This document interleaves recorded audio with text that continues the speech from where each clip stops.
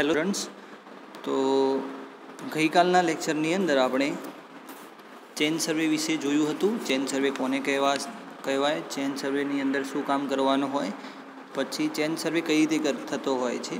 તો ચેન સર્વે માટે એક આપણે એનિમેશન વિડીયો દ્વારા પણ સમજ્યા હતા.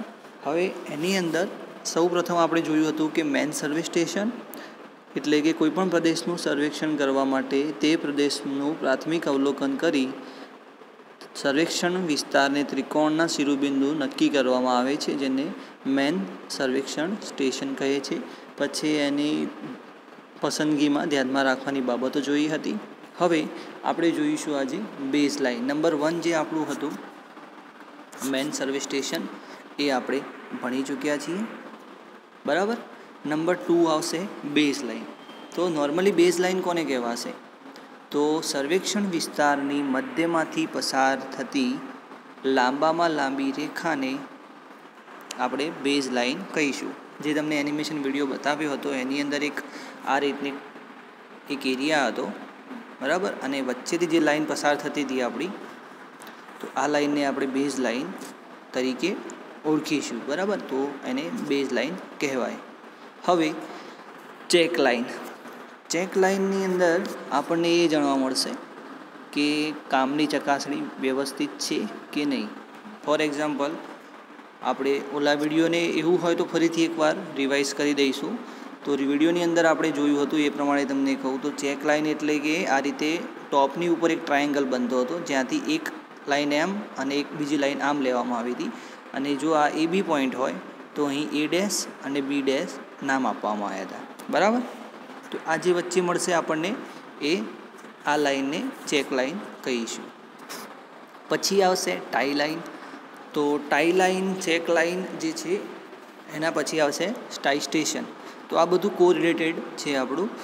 તો ટાઈ લાઇનની અંદર જ્યારે મુખ્ય સર્વેક્ષણ રેખાઓ વિગતથી દૂર પસાર થતી હોય ત્યારે ઓફસેટની લંબાઈ વધી જાય છે. એટલે કે આમાં આપણને શું કહે છે કે જે રીતે કે આપણી મેન લાઇન છે, આ રીતનો આપણો પ્લોટ હોય, તો એમાં જે મેન લાઇન છે એ આપણા સ્ટેશનથી બહુ દૂરથી પસાર થાય છે, બરાબર. તો હવે શું કરવાનું, અહીં દૂર સુધી આપણે મેઝરમેન્ટ લેવું રેફરન્સ તરીકે, એના કરતાં આપણે શું કરીશું, આવી પરિસ્થિતિમાં મુખ્ય સર્વેક્ષણ રેખાઓ ઉપર કેટલાક સ્ટેશનો લઈ આવા ટાઈ સ્ટેશનોને શું કરવામાં આવે છે, એ મેન લાઇનમાંથી પસાર કરવામાં આવે છે, અને એને આપણે ટાઈ લાઇન અથવા તો સંયોગ રેખા કહી શકીશું, બરાબર. ફરી એકવાર, જ્યારે મુખ્ય સર્વેક્ષણ રેખા વિગતથી દૂર આવેલી હોય, બરાબર, અથવા તો દૂરથી પસાર થતી હોય ત્યારે ઓફસેટની લંબાઈ વધી જાય છે, બરાબર. તો આવી પરિસ્થિતિમાં આપણે શું કરવાનું રહેશે કે સર્વેક્ષણ રેખા ઉપર કેટલાક નવા સ્ટેશન લઈ આવા ટાઈ સ્ટેશનોને જોડતી એક રેખા પસાર કરવામાં આવે છે, તેને ટાઈ લાઇન કહે છે. હવે ટાઈ સ્ટેશન એટલે શું? તો ટાઈ સ્ટેશન વિશે જોઈશું. તો ટાઈ સ્ટેશન કોને કહે છે? તો ટાઈ સ્ટેશન સંયોગ રેખાના બંને છેડે આવેલા સર્વેક્ષણ સ્થાનોના સંયોગ સ્થાન કહે છે. જે રીતે કે આપણી આ જે બાઉન્ડ્રી હોય એની અંદર કોઈ આ જગ્યાએથી આપણે લાઈન લઈશું, બરાબર, તો આને કહેવાશે ટાઈ લાઇન. અને જે લાઇન ઉપર ટચ થશે આપણી મેન બાઉન્ડ્રી અથવા તો મેન એરિયાની, તો એને કહેવાશે ટાઈ સ્ટેશન, બરાબર. તો આ જે પોર્શન છે એને આપણે કહીશું ટાઈ સ્ટેશન. ક્લિયર? પછી આવશે ઓફસેટ.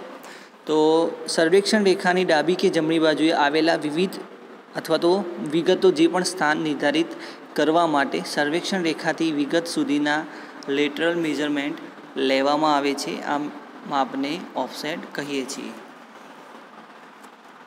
ઓફસેટ એટલે કે આપણી એક લાઈન પસાર થાય છે, અહીં આપણને સ્કૂલ આપેલી છે, અહીં કોઈ હોસ્પિટલ આપેલી છે, બરાબર. આ સ્કૂલ, આ હોસ્પિટલ, પછી અહીં કોઈ શોપિંગ સેન્ટર આપેલું છે, બરાબર.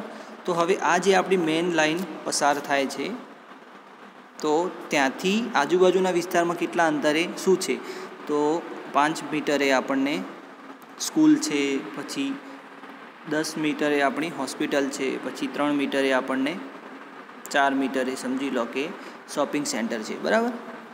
તો જે આ વસ્તુ આપણે બતાવીએ છીએ આજુબાજુની, બરાબર, તો એ માટે આપણે ઓફસેટની રિક્વાયરમેન્ટ પડતી હોય છે, બરાબર. ઓફસેટ મેન છે, એક્ઝામની અંદર પૂછાય છે ડેફિનેશન તરીકે કે સર્વેક્ષણ રેખાની ડાબી કે જમણી બાજુએ આવેલા વિવિધ સ્થાન નિર્ધારિત કરવા માટે સર્વેક્ષણ રેખાથી વિગત સુધીના લેટરલ મેઝરમેન્ટ લેવામાં આવે છે. આને આપણે ઓફસેટ કહીશું. હવે ઓફસેટ છે ને એ ઘણા બધા પ્રકારના છે, જે રીતે કે પરપેન્ડિક્યુલર હોય, ઓબ્લિક હોય, તો આપણે પીક દ્વારા સમજીશું, બરાબર.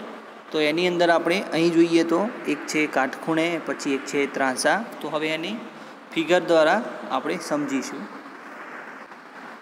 તો આ છે આપણું પરપેન્ડિક્યુલર ઓફસેટ, એટલે કે આપણી જે લાઈન જઈ રહી છે, મેન લાઈન, ચેન લાઈન, જે પણ તમે રાખી હોય, તો ત્યાંથી આપણો જે ઓફસેટ છે બિલ્ડિંગનો એ 90 એંગલે અહીં ટચ થાય છે, તો એને કહેવાશે પરપેન્ડિક્યુલર. કોઈ પણ આપણો ઓબ્જેક્ટ હોય, ચાહે લેફ્ટ કે રાઈટ સાઈડ હોય, તો ત્યાંથી આપણે ઓફસેટને પરપેન્ડિક્યુલર લાઈન લઈ અને આપણી ચેન લાઈનને ટચ કરીએ અને જો આપણને 90 એંગલે લાઈન મળે તો એને કહેવાશે પરપેન્ડિક્યુલર ઓફસેટ.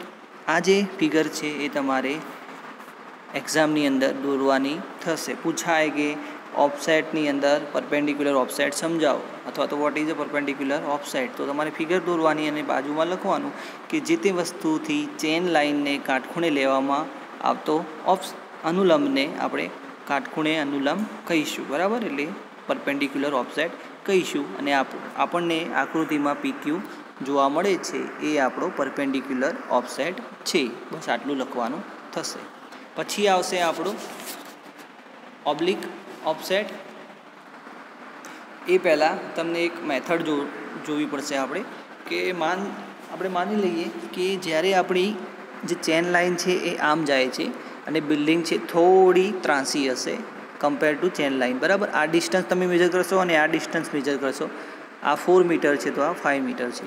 તો હવે થશે કેવું કે જો આપણે અહીંથી આમ સ્ટ્રેટ લાઈન લઈશું, બરાબર, તો એ 90 એંગલે નહીં થાય, બરાબર. તો હવે શું કરવાનું, કેમ કે દર વખતે આપણી ચેન લાઈનમાં બિલ્ડિંગ નહીં હોય, ઘણી વખતે થોડું ડિસ્ટન્સ વધી જતું હોય 2 પોઈન્ટ માટે. તો હવે કરવાનું શું થશે કે ચેનને આપણે પી પોઈન્ટે પકડીશું 0એ, બરાબર. માપપટ્ટીને આપણે 0એ અથવા તો ચેનને 0એ પકડીશું, બરાબર. ત્યાંથી એને ક્યુ તરફ લંબાવીશું. હવે એમ માની લઈએ કે આ 3 ડાયરેક્શનમાં આપણે માપ છે. તો સૌ પ્રથમ અહીં આપણને 4 મીટર મળે છે, અહીં આપણને 3 મીટર મળે છે અને આપણને અહીં 2 મીટર મળે છે. એટલે કે જે જગ્યાએ આપણને ઓછામાં ઓછું માપ મળશે એ હશે આપણો 90 એંગલ, બરાબર. એટલે કે આ જે લાઈન લીધી છે, કઈ રીતે લીધી છે કે જે પણ મેઝરમેન્ટ અથવા આપણે લીધું હોય ચેન વડે કાં તો ટેપ વડે, તો એમાં ઓછું જ્યાં માપ આવશે એ થશે આપણું 90 એંગલ, બરાબર. હવે આવશે ઓબ્લિક ઓફસેટ. ઓબ્લિક ઓફસેટની અંદર પહેલાં આની થોડી થિયરી જેવું સમજી લઈએ કે એક માણસ માપપટ્ટીને 0 વડે પી સ્થાન ઉપર ઊભો છે, બરાબર. મેં તમને સમજાવ્યું એ પ્રમાણે.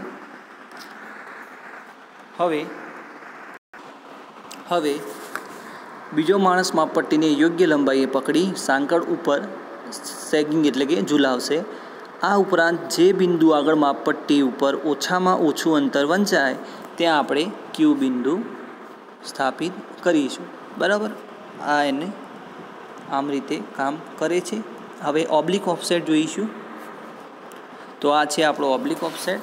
ઓબ્લિક ઓફસેટની અંદર આપણને એમ કહેવામાં આવ્યું છે કે જ્યારે માપવાની વસ્તુ કે વિગત સર્વેક્ષણ રેખાથી 50 સેન્ટીમીટર કરતાં વધારે દૂર હોય ત્યારે સર્વેક્ષણ રેખા ઉપર આવેલા 2 જાણીતા બિંદુઓ ઉપરથી વિગતનું ત્રાંસુ માપ લઈ તેને સ્થાન નિર્ધારિત કરવામાં આવે છે.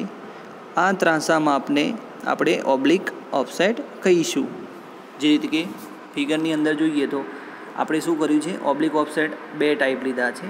આની પહેલાં આપણે જ્યારે વિડીયો જોયો એની અંદર પણ શું હતું, અહીંથી આપણને 1 અને 2 ઓફસેટ લઈ અને ત્યાં P ડેશ અને A dash and B dash નામ આપ્યું હતું. આપણે ફરી એક વખત એ વિડીયો જોઈ લઈશું, બહુ જ કામનો છે. તો હા, તો આ રીતે આપણને બે ઓફસેટ મળશે, જેને આપણે ઓબ્લિક ઓફસેટ કહીશું. પછી હતું આપણી range tie and check tie. તો આની અંદર આપણને રેન્જ ટાઈ અને ચેક ટાઈ જોવા મળશે.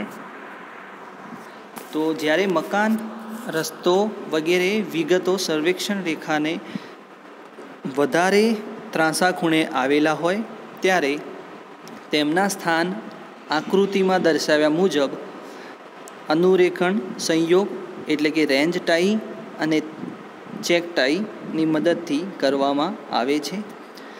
મકાનની સીધી ધારને આગળ લંબાવીતા તે સર્વેક્ષણ રેખાને ફિગરમાં જોઈએ પ્રમાણે બિંદુ આગળ જે તે બિંદુ આગળ મળે છે, તો તેને આપણે શું કહીશું? રેન્જ ટાઈ કહીશું.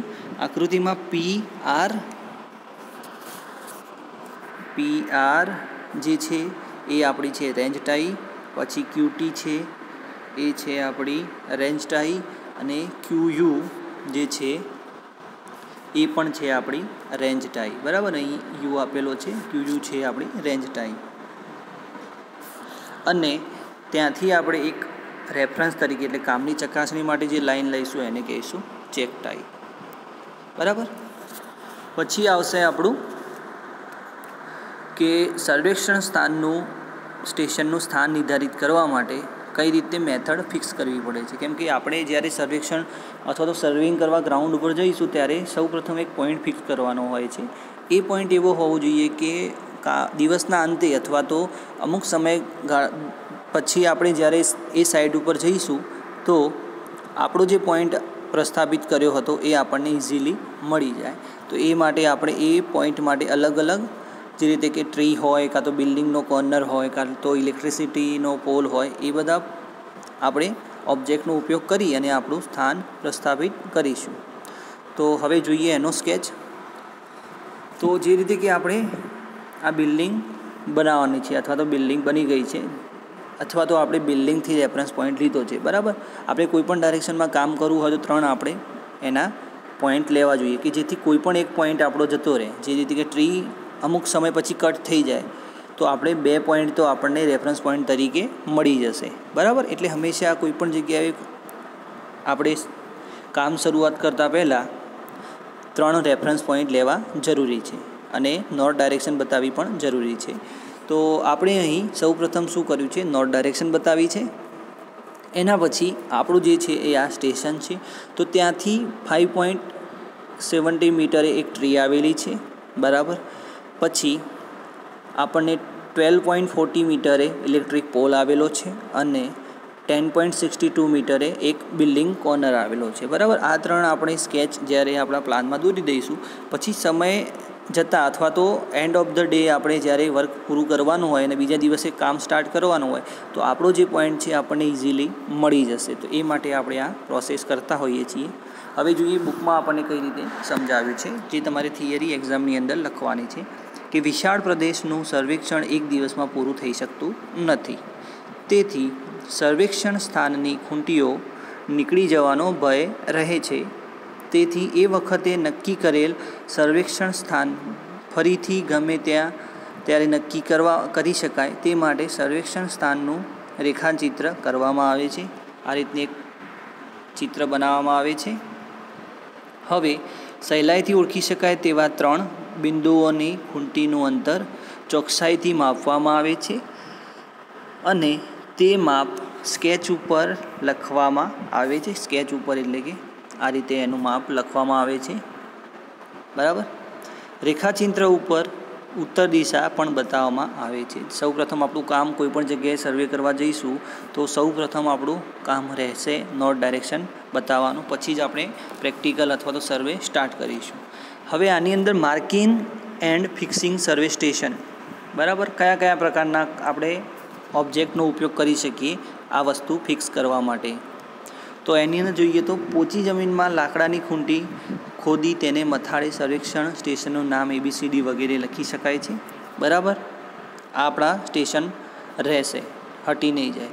પછી સખત જમીન રોડ ઉપર ખીલી અથવા તો સ્ક્રૂની મદદથી દાખલ કરવામાં આવે છે. જે આપણા પોઈન્ટ હોય, ચેઇનિંગ પોઈન્ટ હોય અથવા તો ચેઇનિંગ સ્ટેશન હોય, એને શું કરવામાં આવે છે? રોડ હોય કાં તો સરફેસ હોય, હાર્ડ સરફેસ, એના ઉપર સ્ક્રૂ અથવા તો ખીલીને એડ કરી અને આપણે ત્યાં આપણે રીડિંગ લખતા હોય. ઘણી વખતે આપણે રોડની બાજુમાં એક રીડિંગ લખેલા હોય છે કે ફોર એક્ઝામ્પલ એક ખીલી બેસાડેલી હોય અને બાજુમાં લખેલું હોય 0.37, બરાબર. તો આ છે આપણું ચેન્જિંગ કરેલું છે, મેઝરમેન્ટ લીધેલો એરિયા છે અથવા તો બાઉન્ડ્રી એરિયા છે, બરાબર. તો એ રોડના કામ માટે આપણે એને ત્યાં પોઈન્ટ આપણે ફિક્સ કરતા હોઈએ છીએ. પછી છે ઘણીવાર સખત જમીનમાં ખાડો ખોદી તેમાં કોન્ક્રીટ ભરી ઉપરની સપાટી લેવલ કરવામાં આવે છે. એટલે કે ગ્રાઉન્ડની અંદર ખાડો ખોદી અને ત્યાં શું કરવામાં આવે છે, આ રીતની એક અપર સરફેસ બનાવવામાં આવે છે કે જેથી આપણો જે પોઈન્ટ છે ઇઝીલી આપણને મળી જાય. પછી આવશે જમીનમાં ખાડો ખોદી તેમાં સિમેન્ટ મોલ્ટાર વડે પથ્થર બેસાડવામાં આવે છે. અથવા તો જો તમે એ રીતે કોન્ક્રીટિંગ ના કરી શકતા હોય તો ગ્રાઉન્ડની અંદર એક પથ્થરને ફિટ કરવામાં આવે છે કે આપણો આ પોઈન્ટ રહેશે, બરાબર. તો હવે આપણે એનિમેશન વિડીયો જોઈશું જેની અંદર તમને વ્યવસ્થિત ખબર પડશે. ભલે તમે જોયો હોય પણ આ બધું સમજ્યા પછી ફરીથી જોશો એટલે તમને સારી એવી સમજ પડશે. તો આ રીતે આપણને એક પ્લોટ આપેલો હોય અથવા તો આપણને એક જગ્યા હોય તેના આજુબાજુમાં જ્યારે ચેન સર્વે કરવો હોય તો એ સમયે આપણે શું કરીશું, આની અંદર આપણે વ્યવસ્થિત જોઈશું. સૌપ્રથમ તો ABCD પોઈન્ટ આપણને મળી ગયેલા છે. જે AC લાઇન છે એને બેઝ લાઇન કહીશું. બેઝ લાઇન એટલે શું, લાંબામાં લાંબી લાઇન હોય, બરાબર. એને આપણે બેઝ લાઇન કહીશું.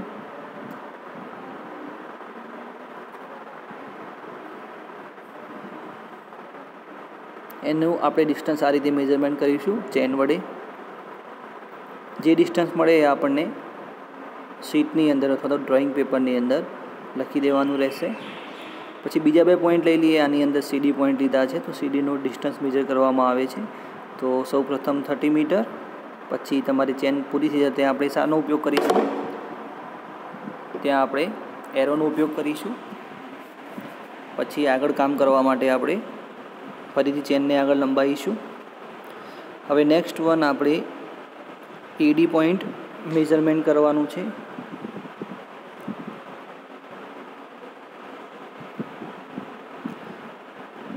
તો જે તમને 30 મીટર એક ક્વેશ્ચન માર્ક દેખાય છે એ આપણો એરો છે, બરાબર.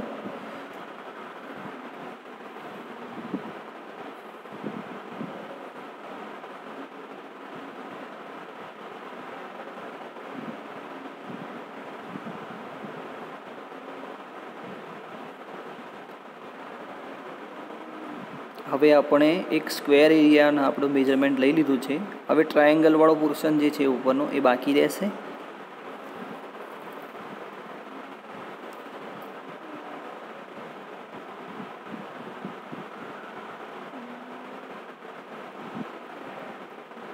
હવે શું કરવાનું, એક બાજુ આપણે મેઝરમેન્ટ લઈ લઈશું જે રીતે કે E. હવે જે ઓફસેટ આપણને આપેલા છે, આપણને આની અંદર બે મકાન દેખાઈ રહ્યા છે, બરાબર. એક છે આ અને બીજું છે આ. તો ત્યાંથી આપણે શું કરીશું, એક ઓફસેટ લાઈન લઈશું બંને અલગ અલગ મકાન માટેની.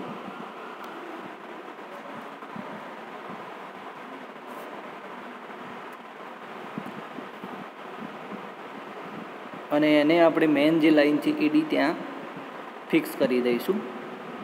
જે આપણે જોયું આની અંદર ઓબ્લિક ઓફસેટ જોયું, બસ આ ઓબ્લિક ઓફસેટનું જ કામ કઈ રીતે કરવું એ અહીં બતાવી રહ્યા છે. તો AEB જે છે એ આપણો ઓબ્લિક ઓફસેટ રહેશે,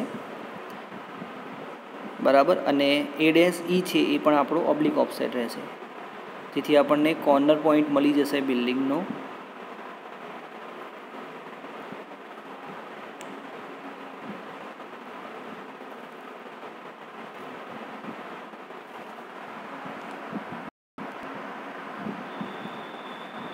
તો આ રીતે જ આપણે શું જોયું કે બે બિલ્ડિંગનો નજીકનું ડિસ્ટન્સ આમને ફાઇન્ડ કરી આપ્યું, બરાબર. હવે જે બિલ્ડિંગની આપણે અહીંથી આ સુધીનું માપ જોયું. હવે સાઈડમાં જોઈશું કે અહીંથી આ માપ કેટલું છે, અહીંથી આ માપ કેટલું છે.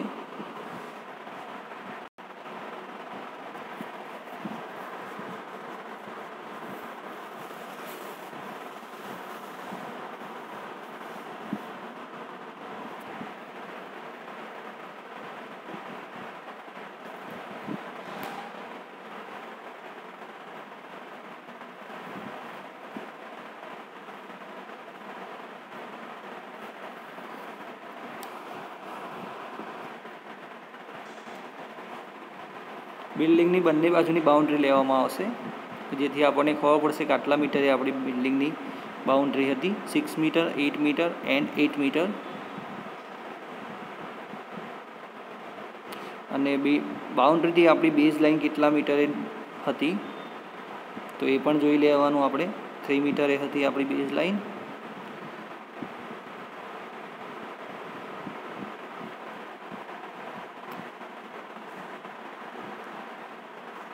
તો આ રીતે આપણે શું કરી શકીએ છીએ, ચેન લાઇન સર્વે કરી શકીએ છીએ, જેની અંદર આ બેઝ લાઇન, આ મેન લાઇન, પછી આને આપણે ચેક લાઇન પણ કહી શકીએ છીએ, અને ઘણી વખતે આપણને આને ઓબ્લિક ઓફસેટ પણ તરીકે પણ ઓળખવામાં આવ્યું હોય છે. આ જે પોઈન્ટ છે એ આની લેન્થમાં છે, આ જે પોઈન્ટ છે એ આની લેન્થમાં લીધેલો છે. પછી આપણે શું કર્યું કે આ બાઉન્ડ્રી માપી લીધી, અહીંથી અહીં સુધી ડિસ્ટન્સ મેજર કરી લીધું, અહીંથી આ મેઇન ડિસ્ટન્સ મેજર કરી લીધું. એટલે આપણને આ પોર્શનની અંદર ક્લિયર કટ જે પણ ડાયમેન્શન જે બિલ્ડિંગ આપેલી છે એ આપણને ખબર પડશે કે આટલા મીટરે આપણી બિલ્ડિંગ અંદરની આવેલી હતી, જે રીતે કે 3 મીટર અથવા તો 4 મીટર, 8 મીટર, 8 મીટર, બરાબર. એટલે કે જે આપણો ચેઇન સર્વે હતું એની અંદર ઘણા બધા આપણને ટોપિક આપેલા હતા, જે રીતે કે tie line, base line, tie station, પછી location sketch of survey station.